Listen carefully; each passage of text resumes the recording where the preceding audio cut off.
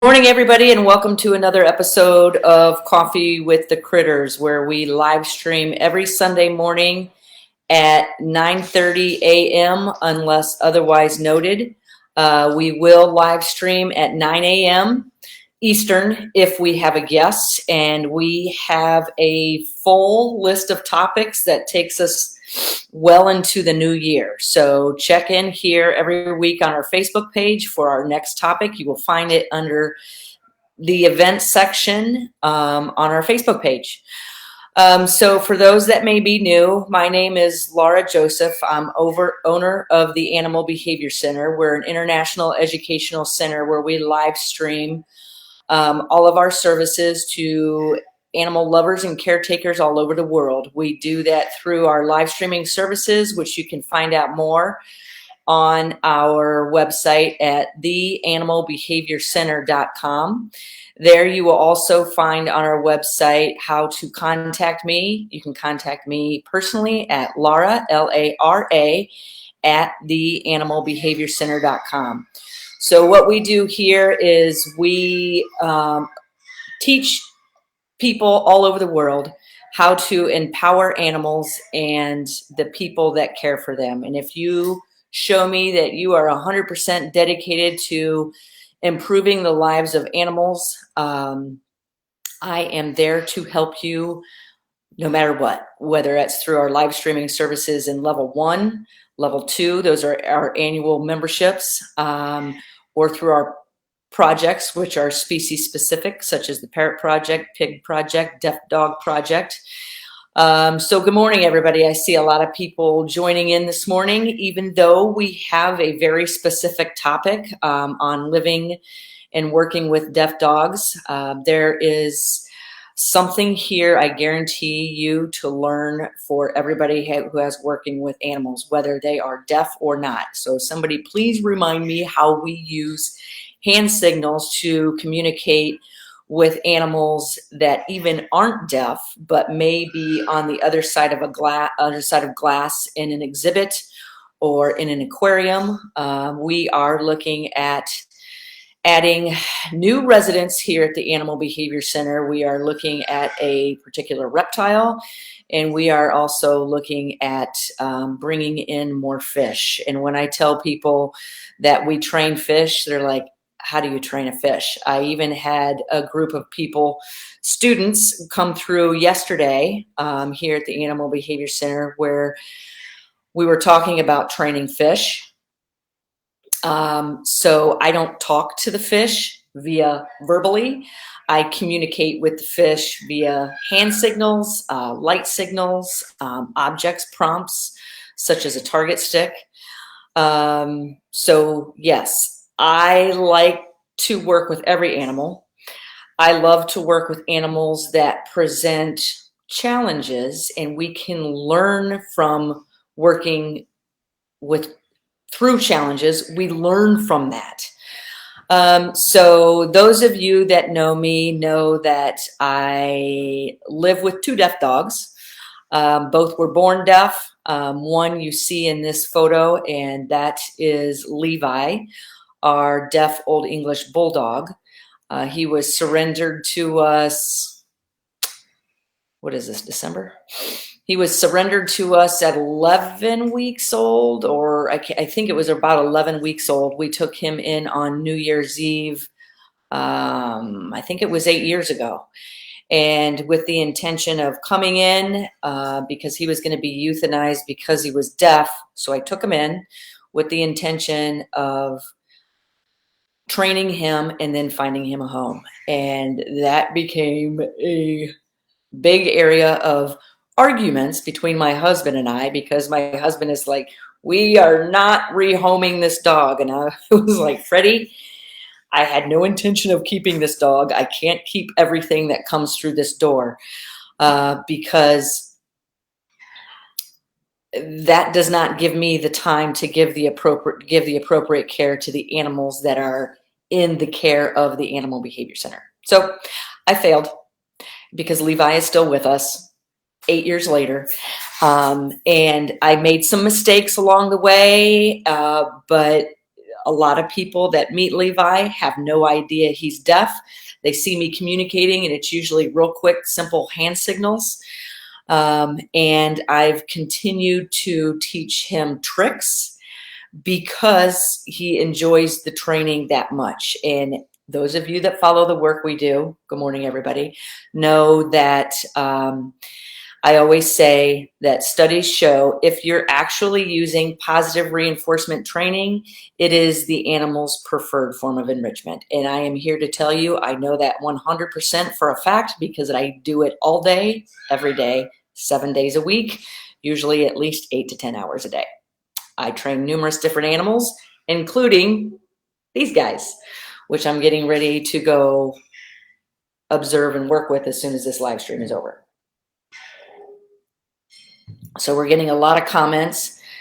Diane says, good morning. I'm asked about deaf dog training all the time. Great. Good.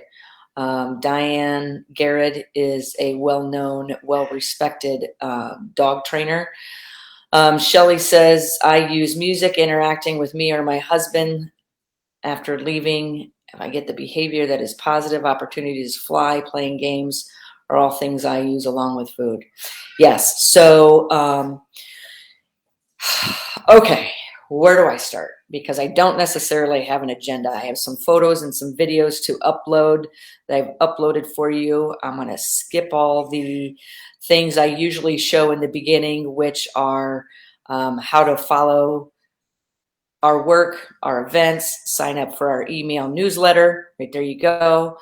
Jump on board right here on our Facebook page. You can sign up for our email newsletter, and that will give you information on the work we do, including upcoming workshops that are being scheduled at the beginning of 2022. Okay. So I've heard numerous different things, such as deaf dogs don't need training. I think that is I don't know where that came from because I highly disagree with that. Highly disagree with that. If the animal can do one or more of the following things, you are training it. If it can see you, you are training it. If it can hear you, you are training it. If it can feel you, you are training it. If it can smell you, you are training it, whether you realize it or not. The key question is, what are we training? So when I work with numerous animals that have, I don't consider them disabilities. I consider them, I don't even want to say special needs, because the special needs are us. We are the special needs. Training and living with a deaf dog is not hard. It is not difficult. And a lot of times I'll hear people say it's easier. To me, I will say it definitely has, coming from a training perspective, it definitely has its advantages because you have sound is not going to interfere, okay, and be a distraction. All right. So in addition to me hearing that deaf dogs don't need training, I think every animal is being trained, whether you realize it or not. And why not set it up for success? If you have the luxury of getting any animal, including a deaf dog, at a young age, you have that advantage of teaching it at a young age.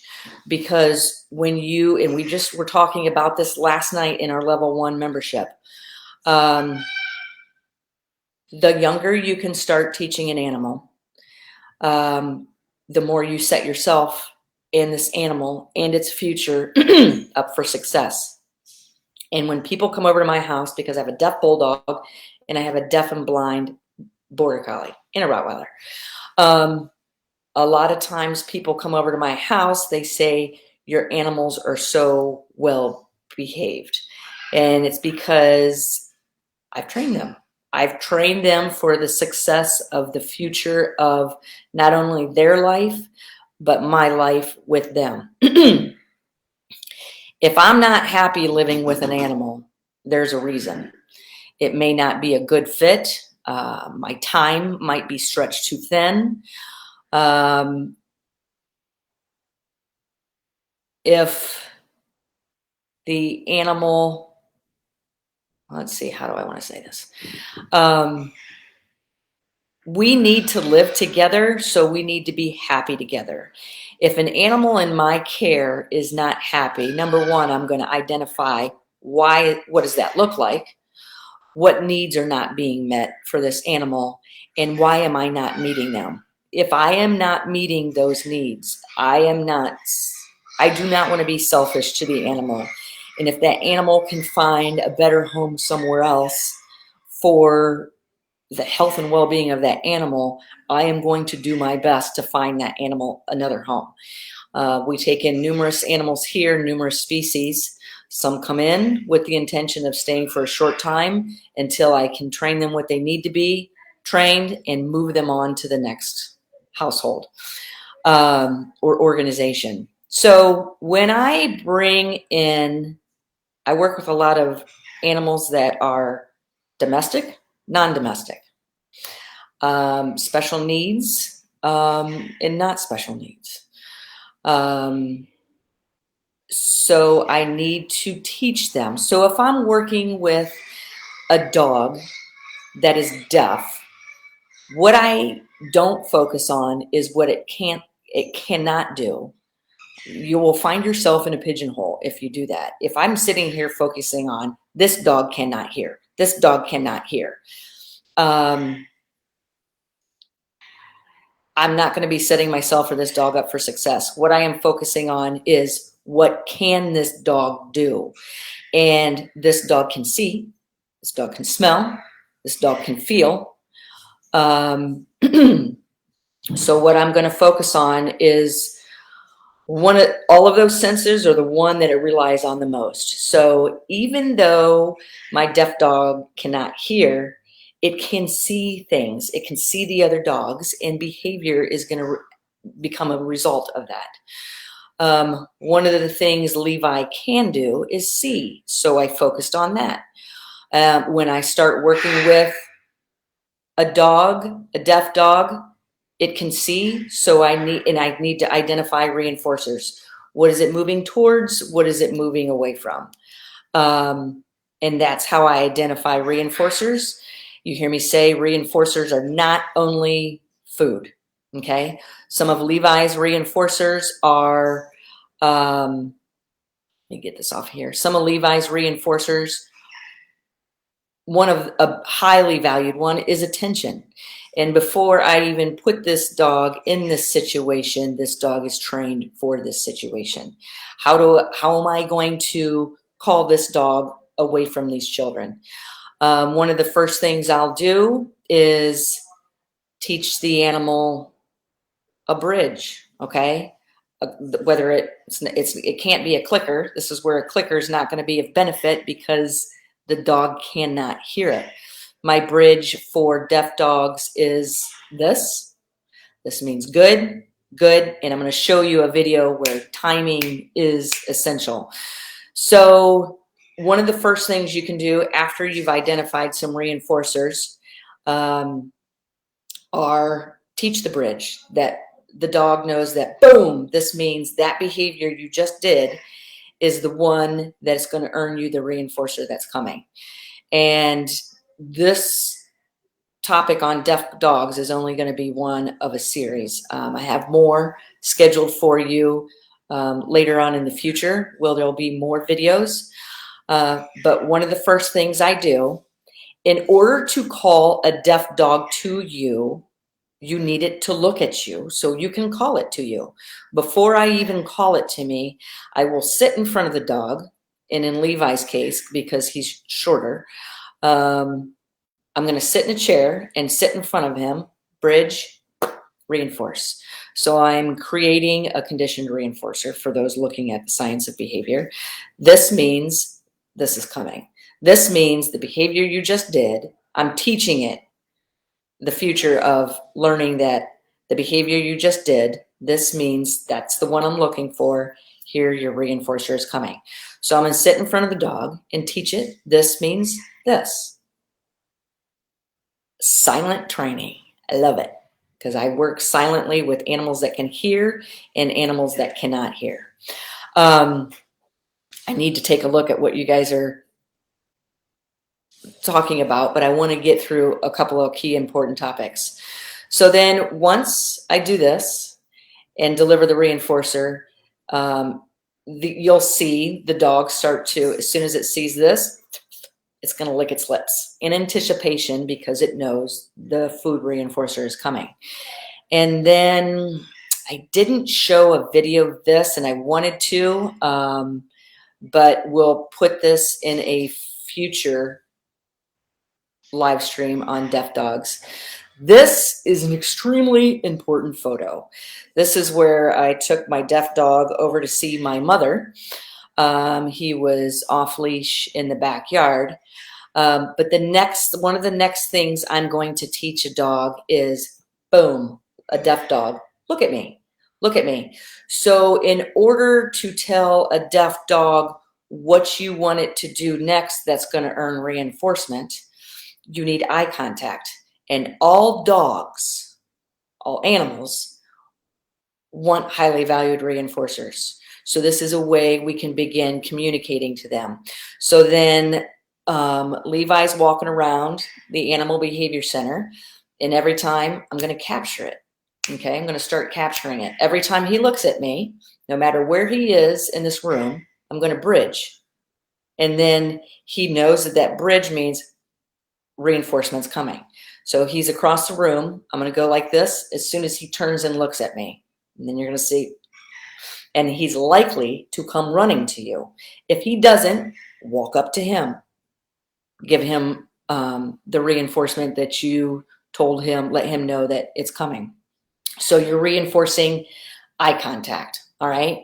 Because in order to get a deaf dog to sit on cue, go down on cue, you need that eye contact. And I'm only talking about deaf dogs, not deaf and blind dogs right now, because it's totally different. And so many people have come to me saying, and they wait until the deaf dog is older and behaviors are out of control. And out of control, I mean causing problems within the household and out of control of the people in the household. The dog is doing what it was trained to do, whether you realized you were training that or not.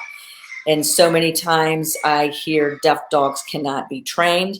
I hear deaf dogs are highly unruly, and there's certain species or breeds of dogs, that people that are usually born deaf, such as boxers, bulldogs, Great Danes, more Australian Shepherds, my case, Border Collie. And some of the, I hear labels attached to some of these breeds as stubborn, high maintenance, very active. So why not just train it? Why not just teach it, train it? So I'll start getting eye contact. Yep, Meryl Jean and both Levi and Snow, both of my deaf dogs have that, Meryl Jean. So I want eye contact. Boom. So I'm going to start capturing that from everywhere across any room. And it is not hard. The hard part is for the people to pay attention.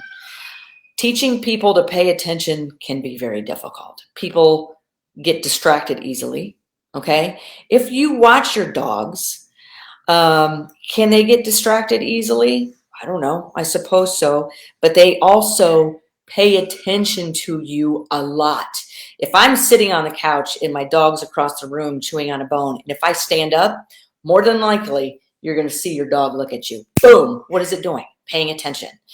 If you want eye contact, to reinforce eye contact, bridge, reinforce. You can reinforce with a pet. You can reinforce with play. You can reinforce with food. As soon as I start capturing that eye contact, you're going to see your deaf dogs. If it learns that every time it looks at you, reinforcement's coming, it's going to start looking at you more often. If it does not, you need to reevaluate reevaluate your reinforcers. You're not working with a highly valued reinforcer. So this photo is of my deaf dog off leash in the backyard, and he's sitting there looking at the neighbors. And then because there's a history of turning and looking at me, earning reinforcement for eye contact, he turns and looks at me. I bridge and I reinforce. If I don't bridge at this point, say he turns and looks at me and I want him to come to me, I can cue him to come to me and he will come running to me. Then I can bridge and reinforce. Something else that I did at in my mom's backyard is I'm sitting there, and I didn't show this photo and I wish I would have, but there's a photo of me. I'm standing behind him. You can't see. He's sitting in front of me and he's looking at the neighbor's dog across the yard. And I could walk up to him and tap him on the back, but because he's so in tuned and watching this dog across the yard, it's probably going to startle him. I usually do not walk up behind a deaf dog and touch them because they can't hear you coming. I'll either walk in front of them and ask for eye contact and follow me, or in this case, Levi was facing that direction. The sun was behind me, so I just stuck my hand up above me to wave, and the shadow went in front of Levi on the ground, and he turned and looked at it, and then boom, he turned and looked at me. Animals that don't have one of these senses adapt quickly to others. So something else that Levi does around the house, and if you pay attention, you will see this, and adaptation is an amazing, beautiful thing. And it's one of those things that make me smile and sometimes bring tears of joy to my eye. Levi pays attention. I didn't realize how many mirrors we have around the house, but paying attention to Levi made me realize how many mirrors we have around the house. So when I go upstairs, because of Levi's shape, he doesn't feel comfortable walking up long, steeper steps of stairs like I have in my 104-year-old house. So there's a mirror that I have at the bottom of the stairs. So when you walk down the stairs, it's so I can check out what I look like before I walk out the door. But it has turned into something else too, because Levi will lay at the bottom of the stairs, and he doesn't face the stairs to see when I'm coming down. He faces that mirror, and he lays there and he looks in the mirror, and he can see my feet starting to descend from the top of the stairs. And that's when he will stand up and turn around. Before he walks in the kitchen, we have a row of mirrors along a cabinet, and he stares in those mirrors to watch me working in the kitchen. So he can tell when I'm getting ready to walk around the corner into the dining room. Something else deaf dogs do is they will rely on other animals or beings in the house that can hear. They will rely on them to be their ears. So for instance, Quincy is our Rottweiler who can see and can hear. When Levi, and I've talked about this in our live streams, when Levi wants attention, because I started to get a behavior issue starting to arise, and studies show that one of the most irritating or aggravating things to an animal that can hear is uncontrollable sound. All right, that's why some people have a hard time living with parrots. It's why people complain about dogs who bark excessively. So I noticed that Levi, our deaf dog, was starting to run near the front door and bark. And so I'm like, all right, this is a behavior concern for me because the barking is starting to happen and it's happening more. So that means it's being reinforced. I need to identify why this behavior is happening. If I want to change this, our best bet is to identify the reinforcer behind why the behavior is happening in the first place. So I sat and listened to all the times this was happening, and it was usually when I was out of the room. Okay, so I'm identifying I am out of the room when the excessive barking starts happening. All right. what is happening when he barks. So he would bark, and this was kind of cool because he goes to the front door and barks. This is something he learned through watching Quincy, my Rottweiler. My Rottweiler barks when somebody's at the door, and the Rottweiler will run to the door and bark.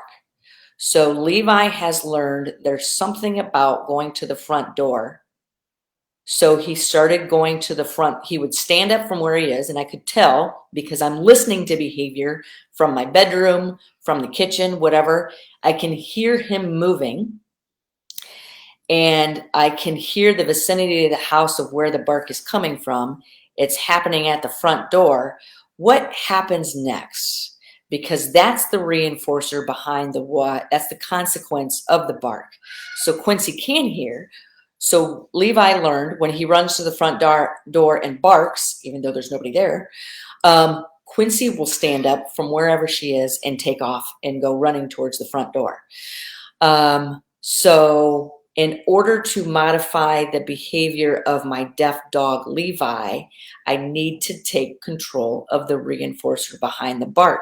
So Quincy can hear. So what I was doing, I was like, barking is likely to happen because number one, I'm out of the room.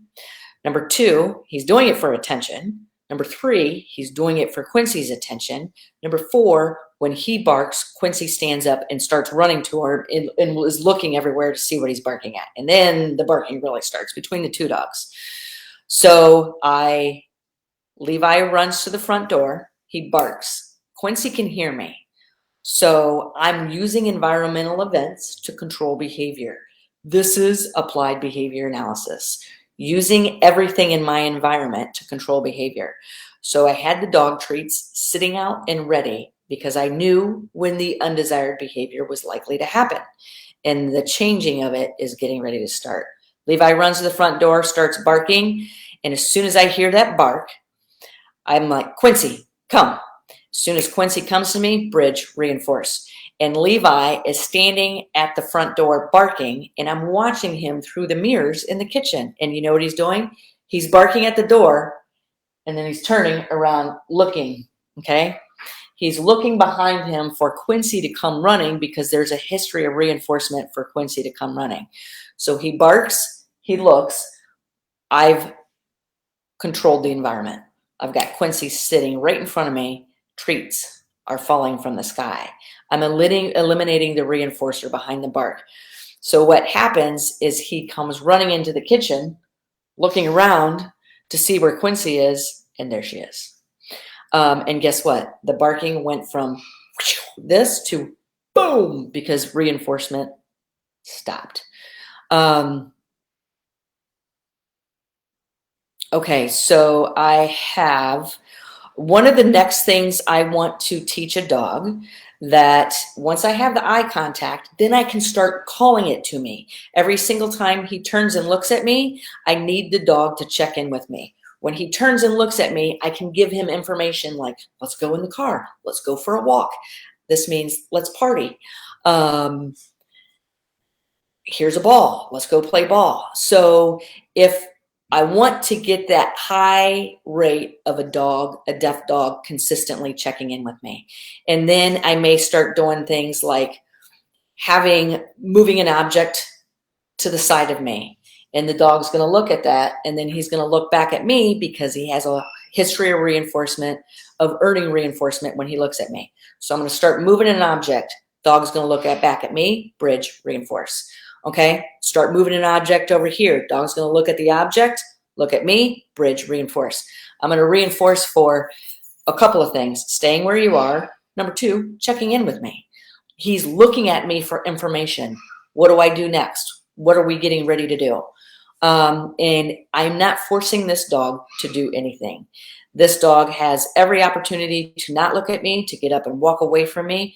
But when he does the things I need him to do, I will bridge and reinforce.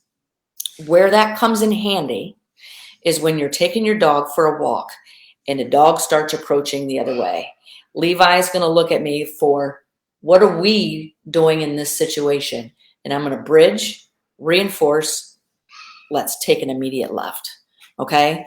when your dog is off leash, under your control, or a situation that has happened where it's out of your control and the dog takes off running. If he has a long history of reinforcement for checking in with you for what do we do now, he's going to stop and look at you, and you can say, come back here.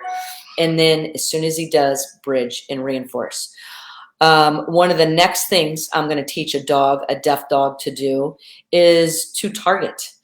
And I don't know if I uploaded this video of numerous targets. A lot of times I'll teach a deaf dog, touch your nose to my hand, bridge, reinforce, touch your nose to my hand, because my hand is always on me. And if we're walking and somebody's approaching on my right, I can move my dog to my left with the target. Ask my dog to move to the left with the target. And here, this is one of our former volunteers, and I was teaching her, once you have that nose target, then you can use this finger as a prompt. This is exactly where I want you to walk. This is how you teach a dog to walk on a loose leash next to you. One of the ways you can teach a deaf dog. So we're guiding him. We're giving him tools. We're giving him information. This is where I want you to walk, Levi. I have a video coming up. This is of a deaf dog that came in for training.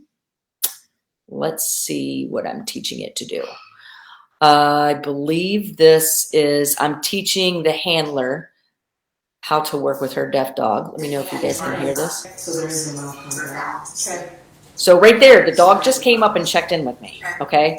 But we're far along in our training session where she's teaching sit, down, and then she's bridging. That's the behavior I want. Here's your reinforcement. She's telling it up. She bridges, earn reinforcement. Down, earn reinforcement. If that dog's looking at you, you can bridge that behavior. Does that make sense? Okay, that is just the tip of the iceberg of working with deaf dogs. So with that being said, if you've liked what you've seen or heard, this is where our level 1 and level 2 online memberships come into play. One is more for people living at home with companion animals. The other is for people thinking about getting in the field of behavior.